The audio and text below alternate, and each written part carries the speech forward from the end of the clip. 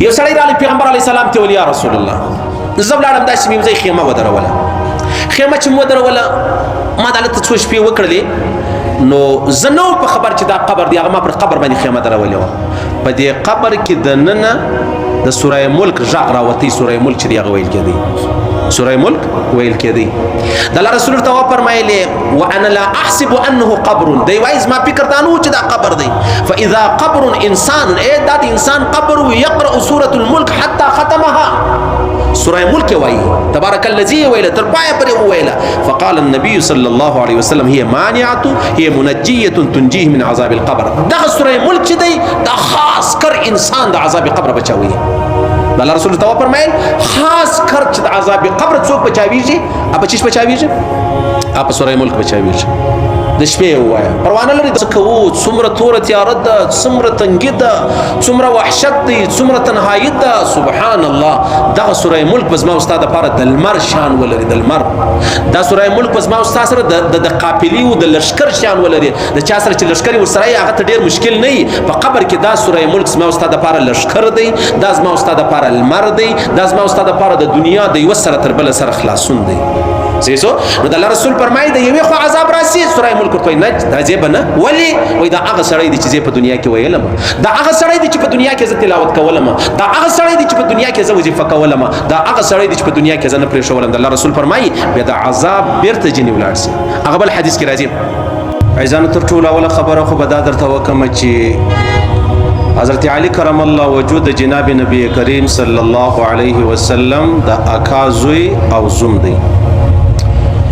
بیا تقریبا پر ولس دروځي یا اتلس یا نونس یا یوشت باندې حضرت علی کرم الله وجود چې دی هغه شهید شوی دی نو دا هغه په باره کې څو خبرې کول غواړم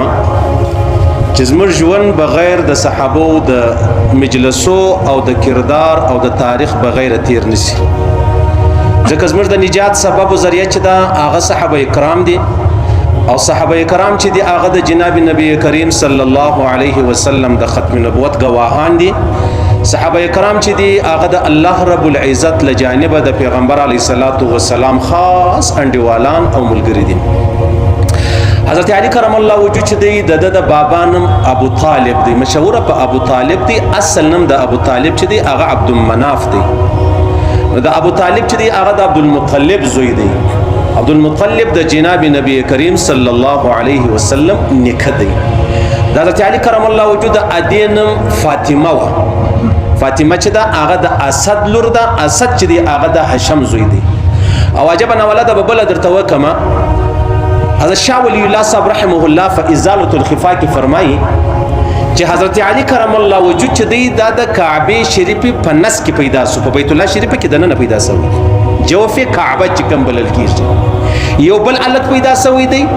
بل چې دی هغه دویم هغه حضرت علی کرم الله وجود دی چې د دې څخه معباد به بیا هیڅوک نسی پیدا دا یو ډیر لوی امتیاز دی یو ډیر لوی کمال دی چې الله رب العزت وچاته و حضرت علی کرم الله وجود چې دی هغه ور نصیب کړي ان دا ډیره نه ولادت خبره ده چې دا حضرت علی کرم الله وجود پیدایش را واخله ولادت را واخله پیدا کېدل را واخله هغه په کعبه شریفه کې دنه نسوي بیا ډېر خبرې مسر جوړوي چې شنو دا نو څنګه کېدلی سي نو بیت الله شریف ده نو کعبه شریف ده نو څنګه وصولو ګوره د اسلام سره تقریبا مخکې خبرې دي کعبه شریف ګر څوره کوله کعبه شریف ته ګر څه مطلب بوتان پراتولو څه داسې خاص خبره نه ده چې یاره دا نو څنګه کېدلی سي په بیت الله شریف کې دنه بچي پیدا سولو هیڅ مشکله خبره نه ده ګرانه خبره نه ده کدا هغه زموږ د خپل بیا عقلي صدم نو او تر ټولو اولنۍ بچي چې اسلام راوړی دی هغه حضرت علی کرم الله وجود یو ورځ پیغمبر علیه الصلاۃ والسلام را حضرت عباس دی ویلې ولدا ابو طالب چې دی کښنیان ډیر دی بچان ډیر دی مطلب گزاره څه سره مشکله د تراسه ورسو یو بچی ته جن راواخله یو بزه جن راواخله یو ته وپاله یو بزه وپالم نو قرار روان شو چې ورالو حضرت عباس رضی الله تعالی عنہ حضرت جعفر روان کړي د ځان سره او پیغمبر علیه الصلاۃ والسلام مبارک علی چې دی هغه د ځان سره روان کړي به راوستي حضرت علی کرم الله وجود پیغمبر علیه السلام په کور کې لوي سو او جعفر چې دی هغه د حضرت عباس رضی الله تعالی عنہ په کور کې لوي سو دا یو ډېر امتیاز دی لوی کمال دی چې الله رب العزت ور نصیب کړي بیا پیغمبر علیه الصلاۃ والسلام سره په کور کې حضرت علی کرم الله وجهه ورسره حتی چې ځوان سلو تقریبا 21 کال عمر به وو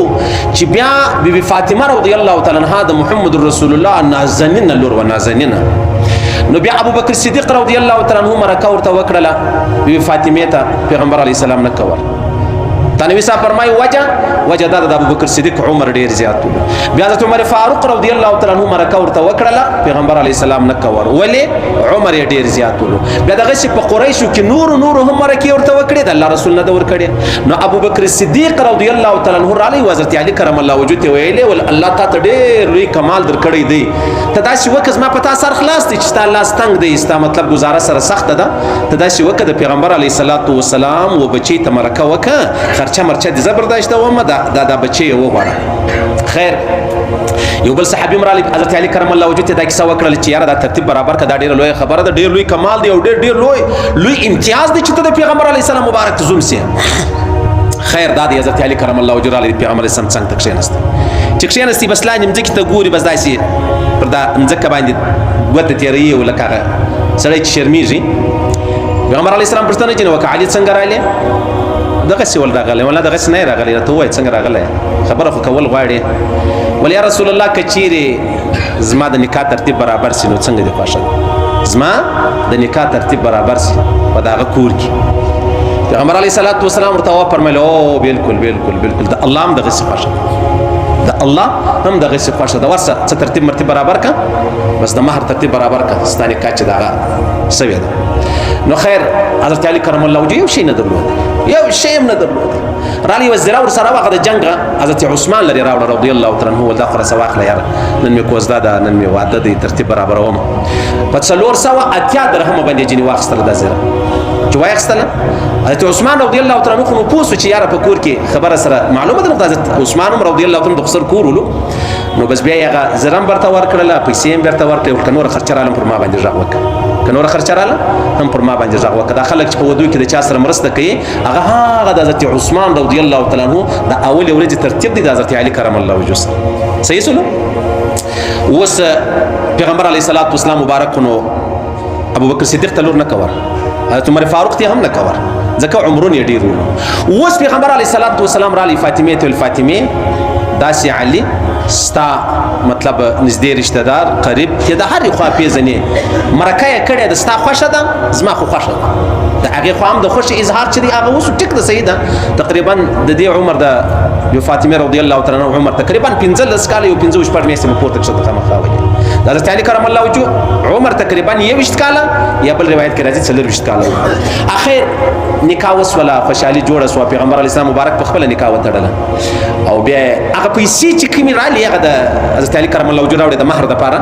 هغه پیغمبر صلی الله علیه وسلم بلال ته ورکړل ورته بازار سودا مودا راوړه بیا څه خوشبو څه مطلب شیریني میریني شی مې راوړي بیا تقریبا دا یو روایت کې راځي د روزې اول دا دویمه سنه هجري وه دویمه سنه هجري ولا د پیغمبر صلی الله علیه وسلم د مکې معظمې څخه چې راغلی یو مدینې شریف تر دویم کالو د روزې اوله یا دویمه یا درېیمه هر څه چې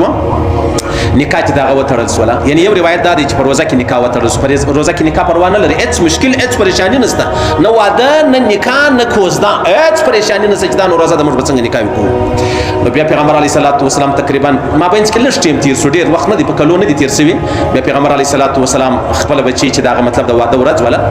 انو ټول ازواج مطهرات سره ټول شوی دي اوس د پیغمبر علیه الصلاۃ والسلام بچی چې دغه ودیږي اوس د فاطمه ادي چې د خدیجه الکبرى هغه وختي وفات شوی ده نو دې سره راټولې سوې دا زنانې بس په خپلو کې سره وویل چې کشکې نن خدیجه ژوندۍ وای نو بیا څنګه خوند کوړی نو بیا څنګه د خپله لور ښه په شوق وت کړې وای نو به څنګه د ښځو خبرې خو بیخي غټ داستانونه دي چې کله د یو بچي مور نه یې هم ډېر لوی داستان د واده په ورځ او که بابا نه یې هم ډېر لوی داستان خاص کر په ښځو کې دا مسله چې دا ډېره مهمه وي نو ام سلمه راله پیغمبر علیه السلام ته وایي یا رسول الله کشکې نن خدیجه الکبرى ژوندۍ وای موږ به نن په بی فاطمه باندې دومره اوګارې نه وای زه د پښتو تورې درته وایم موږ به نن دومره اوګارې نه وای اوګاره دا معنی موږ به دومره پریشان نه وای چې یعنی دا بې موره لور ودیږي کې خپله مور وای نو خو ډېر خوند به یې کړی وای پیغمبر علیه الصلاۃ والسلام مبارک تر سترګو اوښکې وبهېدلو ډېر که ژوندۍ وای ډېر خوند به یې کړی وای او خدیجه خو هغه زنانه وای چې هېچ چا زه نه کولم دې زه وکړلم هغه زنانه و چې اچھا زنه کولم ګر جهان بایکاټ کړی ول ما څخه لیکن دې ما ته لاس په لاس کې راکې دې زما مدد او نصرت پر هر موړ پر هر قدم باندې وکي. خیر ایمن چې ولا پیغمبر علیه الصلاۃ والسلام خپل بچی به فاطمه چې داغه مطلب دا یو زنانه ور سره کړه د حضرت علی کرم الله وجهه کړي ور وستله به اکشې نو ول به عدد چې کوم د هغه وخت سره سمولو سه وبدیت ور کړي څو به هغه تور کړي هغه صدام ور باندې کړي څه دعا ورته کړي محمد رسول الله جن روان سلو بیا هغه ودګر جهان شاهزادګي چې دا هغه به فاطمه زهرا رضی الله تعالی عنها ولا د ګر جهان خوندور زوم چې دی هغه حضرت علی کرم الله وجهه الله یو زوی ورکي بیا بل زوی ورکي بیا بل زوی ورکي حسن او حسین فاتسلو او محسن چې کوم هغه وفات او درې لونی الله رب العزت جن ورکړلې. بیا ورځ حضرت علی کرم الله وجهه د دویم واده اراده وکړه د ابو جهل لور یې غوښته. پیغمبر علی السلام مبارک چې خبر سو دومره خپسو ته پر فاطمه باندې بل شزه غواړي دا څنګه کېدلی سي؟ یا بل روایت کې راځي چې د ابو جهل لور ولا حالانکه هغه مسلمان سوی ولا اسلام راوړی وو خدای الله رسول فرمایي دا زموږ دشمن دی ابو جهل یا په هغه وخت کې لور اسلام لا نور راوړی نو جایز ولا پیغمبر سم منع وکړه. بیا دا ویل چې درڅو فاطمه ژوندۍ دراسته به څه کوم زبل واده چې دی هغه نه کوم. او بیا پر پیغمبر علی السلام خو ډیره ګرانه و انتهایی زیاته ګرانه و یعنی تر حد زیاته ګرانه و تر حد زیات ور باندې ګرانه ولا. خو خیر بیا خبره د حضرت علی کرم الله وجهه روانه ده. حضرت علی کرم الله وجهه چې دی هغه بیا پیغمبر علیه الصلاۃ والسلام چې کله هجرت وکړي مدینه شریف لره رالی نو بیا صحابه کرام د الله رسول تقسیم کړلو یو چاته بل چاته حضرت علی کرم الله وجهه خپل ورور کې وتزما سره په کور کې ما وتابه سره یو ځای یو جنگ لره پیغمبر علیه الصلاۃ والسلام مبارک واسطه وي په لشکر کې واسطه وي د الله رسول دعا وکړه ولی الله راساته ما ته مرګ مرا کوي چې زه علی ژوندۍ ونه وینم یا الله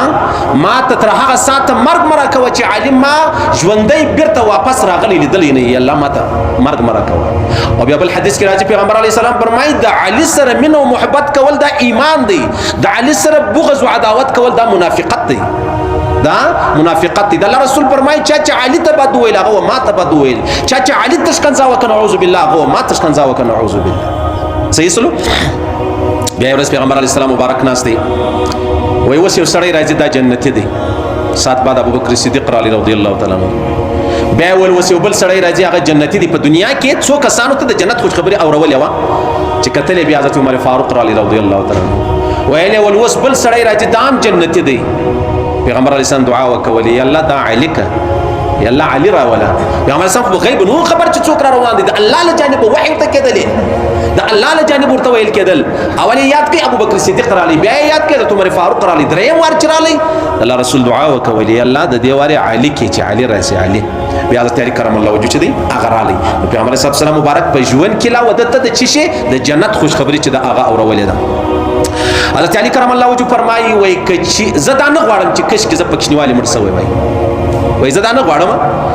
نظم ارمان د کش کې ز پکښنیوالی مړ سوی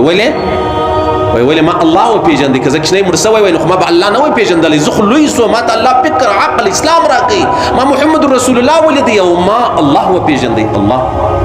او بیا جبه خبره دا ده وای که چیرې له غیبه پرده لیرې سي لکه اوس ما ته په سبا نه خبر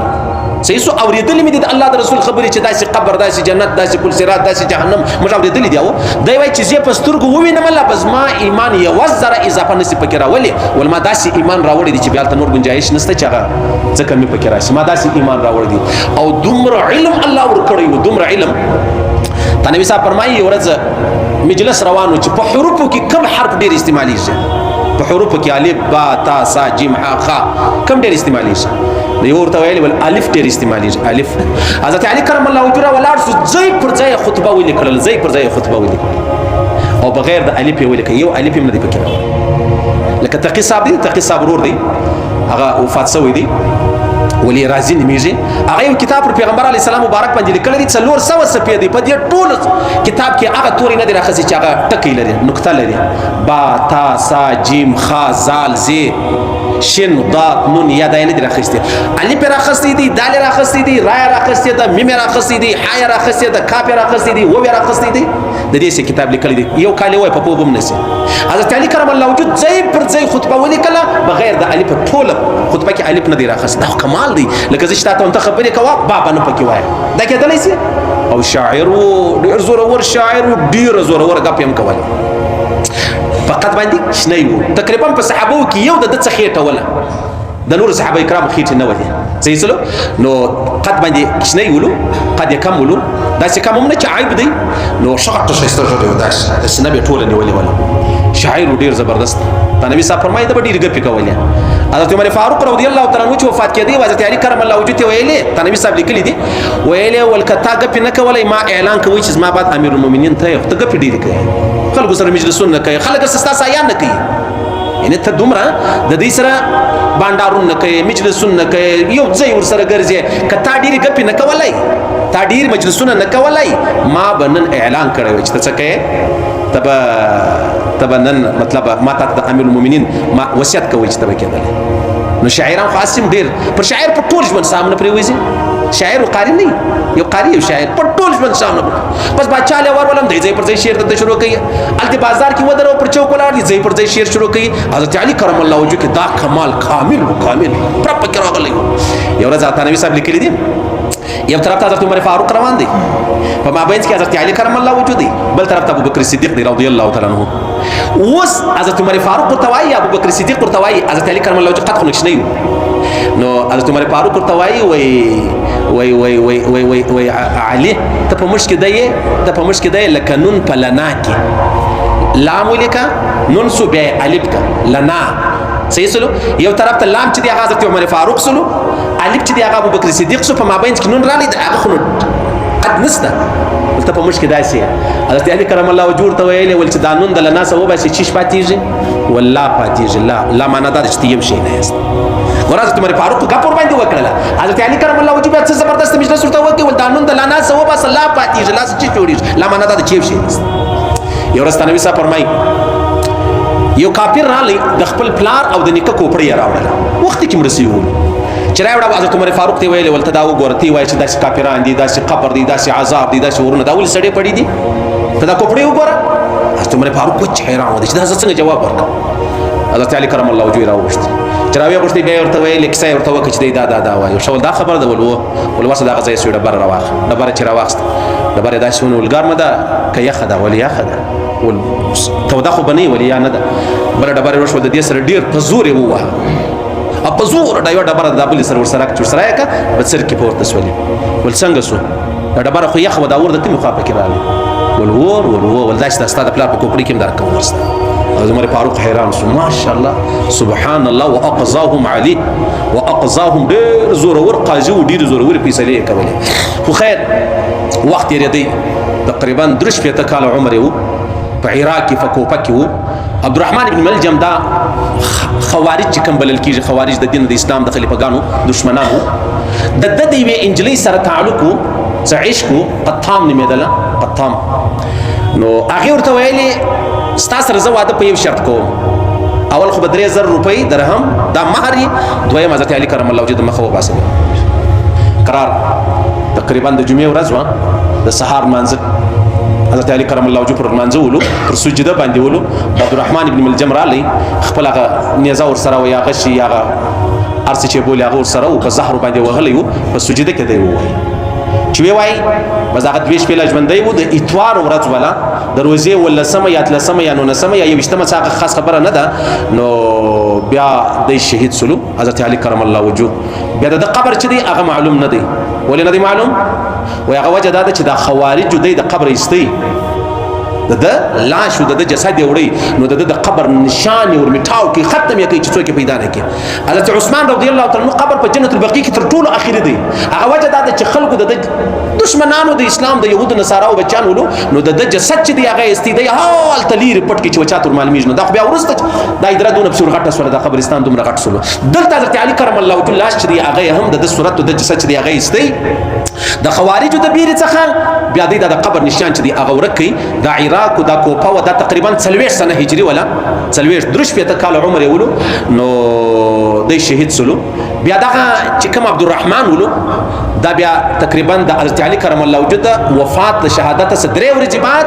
امام حسن رضی الله تعالی عنہ چې د حضرت علی کرم الله وجهه بچي وزوی ولو نو هغه بیا راولاش د عبدالرحمن چې هغه قتل کوي هغه مردار کوي ولاړ د ابد الاباد پر عبدالرحمن جهنم ته ورسېدی حضرت علي کرم الله وجهه جنت ته ورسېدی. ما او تا ژوندي دوې لارې زما او ستا مخ ته پرتې دي، یوه د علي ده بل د عبدالرحمن ده. د علي د جنت لاره ده، د عبدالرحمن لاره چې د هغه د جهنم لاره ده. د علي لاره د محمد رسول الله لاره ده، د عبدالرحمن لاره چې د هغه د شیطان لاره ده. د علي لاره چې د هغه د جنت بالکل صاف سوترا سپینه سیده لاره ده، او د عبدالرحمن چې کومه د ابن ملجم د هغه لاره چې د هغه د جهنم لاره ده. یو لاړې د ابد الاباد لپاره جنت نصیب سلو، بل لاړې د ابد الاباد لپاره جهنم نصیب سلو. الله رب العزت پر حضرت علي کرم الله وجهه باندې دومره رحمتونه ووري، دومره رحمتونه ووري چې څومره د الله په علم کې دي، د الله په قدرت کې دي، د الله په قبضه کې دي. او الله رب العزت مشته د حضرت علي کرم الله وجهه پر نقش قدم، د پر سنتو، د پر طریقو، د پر لار مشته ژوند را نصیب کی. الله رب العزت د مننه، د محبت، د احترام، د عزت مشته را نصیب کی. الله رب العزت زمر مشته د حضرت علي کرم الله وجهه شفاعت را نصیب کی چې د قیامت په ورځ د زمر شفاعت وکړي او د الله په دربار کې شفاعت چې دی هغه قبول منظور وګرځي. نو دا مختصره خبره د حضرت علي کرم الله وجهه په باره کې درته وکړله، یا نن یا سبا یا بل ورځ به یوم علي چې د هغه راسي نو په هغه ورځ باندې شهید شوی دی. الله رب العزت مشته د صحابه کرامو برکتونه را نصیب کی، د دې پر نقش قدم ژوند را نصیب کی، او د دې سره دی الله رب العزت د قیامت پر ورځ موږ راپورته کی. خیر دا خبره ختمه شوه. پرون خو ما درته ویلو چې یو سوره فاتحه ما درته ویلې الحمدلله شریف ډېر برکت لري. الله رسول فرمایي په خدای دې مې قسم نه په تورات نه په انجیل نه په زبور نه په فرقان کې داسې صورت الله رب العزت چاته ورکړي لکه ماته چې راکړي، وهیڅ نبي ته نه دی میلاو سوی، وهیڅ کتاب په هیڅ کتاب کې نه دی راغلی. او بیا هم د یاسین شریف څو خبرې درته وکړلې. نن چې دی هغه د سوره ملک د تبارک الذی څه خبرې درته کول غواړم. پیغمبر علیه الصلاۃ والسلام فرمایي ان سوره فی القرآن 30 آیه، په قرآن کې یو سورت دی چې هغه 10 آیات دی. وای شفاعت لرجل حتى غفر له، دغه سوره ملک یا تبارک الذی چې کله د هغه سړي سپارښت وکړي چې کوم چا په دنیا کې وایي الله رب العزت سپارښت قبلې، سپارښت منی، سپارښت چې دی هغه مطلب الله رب العزت بالکل نه ردی. نو د الله رسول فرمایي غفر له وهي تبارک الذی بيد الملک. هغه دغه سورت دی چې هغه سوره ملک دی، کوم سړی سوره ملک وایي تبارک الذی وایي څه وخت وایي مخستن یې وایي. مخستن ضروري نه دی چې خامخا د مخستن منځ مخکې وایم کې ورسته وایم. د ماښام چې کله لمر پریوتی دې ته ماښام وایي، دې ته مخستن وایي. دا شپه سوله. اوس نو ته د ماښام منځ باندې وایي، د مخستن منځ باندې وایي، د مخستن منځ مخکې وایي، ستا خوښي په هغه وخت کې وایي. د الله رسول تر ساعته نه پریوتی چې تر څو یې سوره ملک چې دی هغه ویلی نو تر ساعته نه پریوتی. نو د الله رسول فرمایي وای شفاعت لرجل حتى غفر له. دا سوره ملک چې دی هغه د انسان د هغه قاری ویلو والا چې چا وایي د هغه شفاعت کې د الله په دربار کې الله رب العزت شفاعت قبلې د هغه سړي الله مغفرت فرمایي چې کوم چا سوره ملک چې دی هغه وایي تلاوت چې دی هغه کوي وایي ان شاء الله خامخا به وایي خامخا وایي. ورته الله رسول فرمایي د ابو داود د ترمذی حدیث دی چې الله رب العزت قطعا د سوره ملک سپارښت چې کوم دی هغه دینه او بیا د دغه سپارښت ته وجب الله رب العزت غفر له. صحیح سو الله رسول فرمای حتی غفر له الله رب العزت د هغه قاری چې دا کم څوک دا سوره ملک وایي د هغه مغفرت و فرمای. پیغمبر علیه الصلاۃ والسلام فرمای د قیامت په ورځ به یو سړی د جهنم فیصله ور باندې وسی چې دا به جهنم لري. دا سوره ملک به د الله په دربار کې ودرېږي چې الله دا سړی جهنم لرولې استه. الله به فرمای دی ګناګار دی داسې دا سوره ملک به د الله سره جګړه کوي. جګړه ورې جګړه جنگ خو د دشمنی راځي او جنگونه خو دشمنی کې د دشمنی نه کېږي. دلته چې کومه جګړه روانه ده هغه د ناز جګړه ده. د ناز لکه زوی چې بابا ته وایي وای خامخا به د پلانې کار کوي و دا زوی امر کوي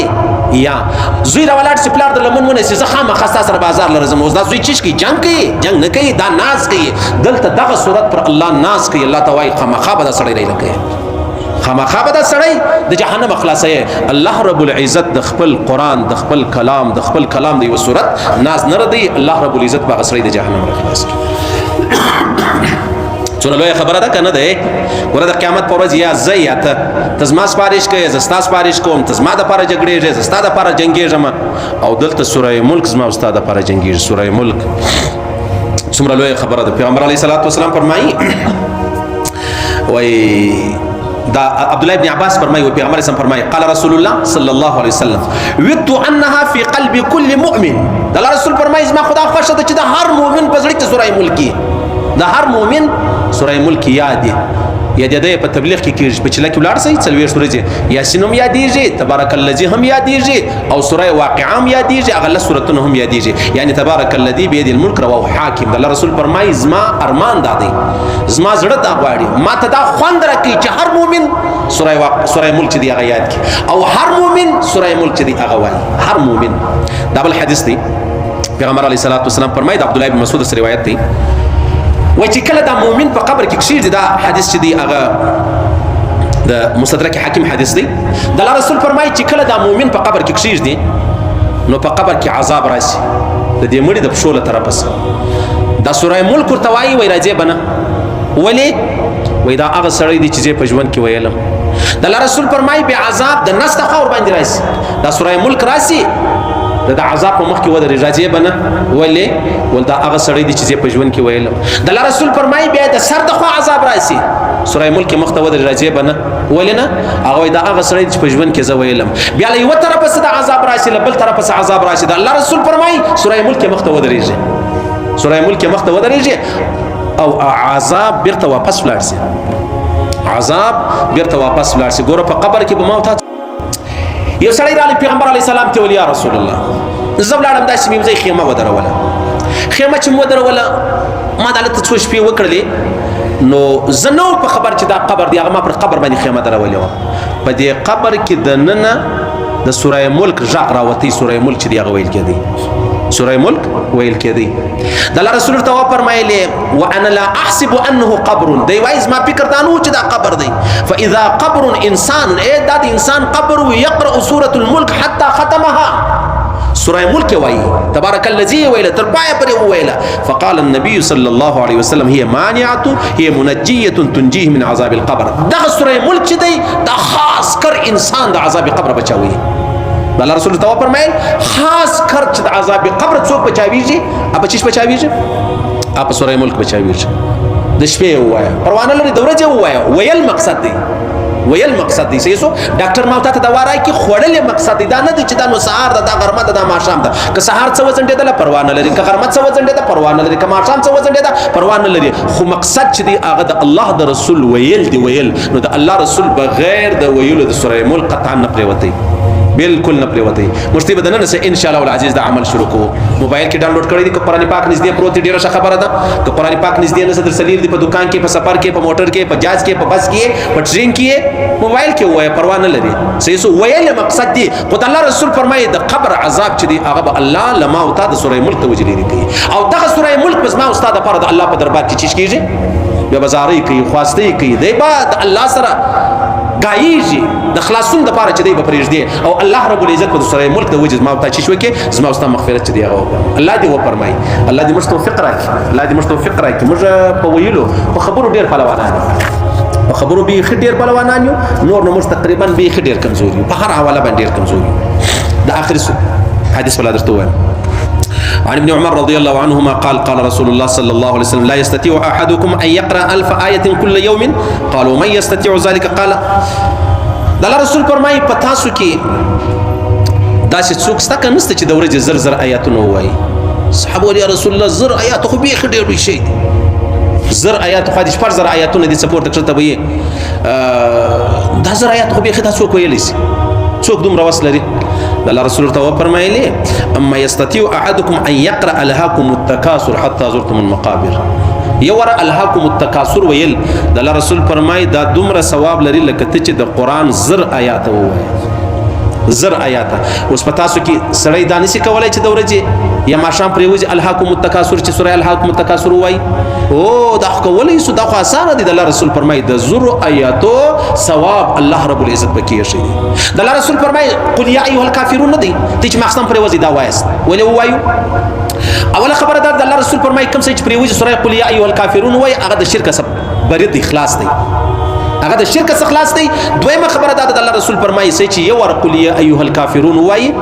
بیا دوا ور وایي بیا درې ور بیا څلور ور د الله رسول فرمایي چې څلور ور سړی قل یا ایها الکافرون وایي د یو قران سبب دی او که سړی را ولاړ شو 3 واره قل هو الله ویل دا د یو قران ثواب لري که یو سړی را ولاړ شو د الله رسول فرمایي اذا زلزلت الوای سوره زلزال چې کوم بلل کیږي دا د لکه نیم قران چوي 2 واره سوره زلزال وایا اذا زلزلت الارض وایا 2 واره دا د یو قران ثواب لري 3 واره قل هو الله وایا دا د یو قران ثواب لري 4 واره قل یا ایها الکافرون وایا د الله رسول فرمایي دا د یو قران ثواب لري یو واره الهاکم التکاثر وایا دا د زور آیاتو ثواب لري وس اندازه ولګوي په دې کې یو مشکل توري نه اسانه توري دي بس مرچ مخصم پر وځو عزیزانو زمشتي خوبونه ولې مرسم خوبونه نه وینو د جهان غمونو پریشانی په خوبو وینو هغه وجه دا د عزیزانو چې زما او ستا ورځ شروع کیږي هم د الله په نافرمانی او چې زما او ستا ورځ ختمېږي مخصم پر وځو هم د الله په نافرمانی زموږ تر ټولو اخرنۍ شی چې موږ پر وځو هغه د موبایل کتل دي یا فیسبوک یا مطلب ټویټر یا دا غره مطلب یوټیوب یا مسنجر بل یعنی په سلو کې نه نیوي چې دی هغه ګناوي په دې موبایل کې په سلو کې نه نیوي ګناوي دي نو ما ته تر نه نیوي خبرو تیر سو بیا یو نیکی چې دغه ما واست مخله راځي نو هغه نیکی به څه نیکی چې نه نیوي ګناوي ما ته کړی نو ما ته چې پر وځو اول خو او داس کوو د الله رسول فرمایي دی او داس کوله کته چې مانځه تکي دویمه خبره به دا چې ته پر وتل تر ولر ست چې شوې الحمدلله شریف وای تر ولر ست آیات الکرسی وای تر ولر ست 3 ور قل هو الله وای تر ولر ست سلور استغفار وای تر ولر ست کلمه شریف وای دا ته کلمه شریف وای د الله رسول فرمایي وای دا ایمان دی مثال لري لکه پټونه د چادر هغه چې خیرن سی هغه کار باندې سوی هغه څنګه ولر سی ختم سی نو ته چې کله دا کلمه شریف وای دا ستا ایمان داسې صفاسي لکه ته چې دا چادر دا پټو دا کپڑے بیرته په سر کو باندې پرېږي زما ستا ایمان داسې تازه سی نو چې زما ستا سهار راپورته سوم له فیسبوک شروع ده او چې مخستم پرې وته هم له فیسبوک ده نو زما ستا بجوند څه ژوند دي صحیح سلو مخستان چې پرې وځي کم سي کم دا موبایل بند ک مخلره بند ک پر د چپا خوای واړه راولار ست تشپیر او باسه هغه څوک چې چاله خوب نه ورځي تو غسل واره استغفار وای څنګه تعالی خوب نه درځي تو غسل واره کلمه وای څنګه تعالی خوب نه درځي تو غسل واره سبحان الله ولا اله الا الله وای څنګه تعالی خوب نه درځي بیا دا غره کوم استغفار وای بیا قل والله شریف بیا آیت کرسی وای پریوزا نو به خوب هم برابر سي کدي خوب لدی هغه هم برابر سي نو دا ستا خوب بیا ګنا نه زما واست کده شپې مرګ را لرالي نو ګویا ما او تا بیا چی شي ما ته خوب په ګنا نه دي شروع کړی بیا به ما تعالی مرګ شمر ګرځي او کوم په ګنا باندې خوب شروع کړي بیا کده شپې مرګ را لې بیا ډیر خلک نه دي چې مخستم پرې وتري سار دی وشروي مړ دی نو کتا فلمانو ډرامي او رقصونه کتري او تبسم مرسوي بیا څنګه مرګي او کتا کلمه او درود او الحمدلله او آیت کرسی ویل او سوره ملک ویل بیا څنګه مرګي مشکاره خبره ده الله رب العزت د کلمې مرګ نصیب کړي الله دې د ایمان مرګ نصیب کړي الله دې د الحمدلله مرګ نصیب کړي الله دې د سوره ملک مرګ نصیب کړي الله دې پر او داسه مرګ نصیب کړي الله دې هغه مرګ نصیب کړي چې څنګه د الله خوښ دي د الله چې کوم خوښ مرګ دی هغه دې الله مستر نصیب کړي خیر عزیزان الله دې ویل او دې قبول منظور وګرځي الله دې خپل احکامات د جناب نبی کریم صلی الله علیه وسلم مبارک طریقې را نصیب کړي نن خو سبق به سبق نسته نن سبق چې عزیزانو دا خاص کر په خپل بابا وادیب سو وبخش ژوند دي الله دې په عمرو کې برکتونه واچي بیماران دي الله دې شفای کامله ور نصیب کړي مړه دي الله دې مغفرت وکړي الله دې احسان وسره وکړي الله دې په قبر کې هر هټ جلا جنت ته او څوک پریشان دي الله دې دا پریشانی لري څوک بیروزګار دي الله دې حلال روزګارونه نصیب کړي څوک بے نکاح دي الله دې حلال نکاح نصیب کړي څوک بنديان دي الله دې محمد رسول الله په خاطر رایلا کې خاص کر عافیت صدقه خاص کر الله او رسول پر نامه څوک بنديان دي خاص کر نه حق چې څوک بنديان دي او څوک نور مشکلات دي او الله سره خبر دي د الله د خپل وحدانیت په خاطر دي الله ټولي پریشانی لري زموږ په وطن کې دي الله امن راوړي زموږ وطن دي خدای نه را خراب کړي زموږ وطن دي الله نه را نړي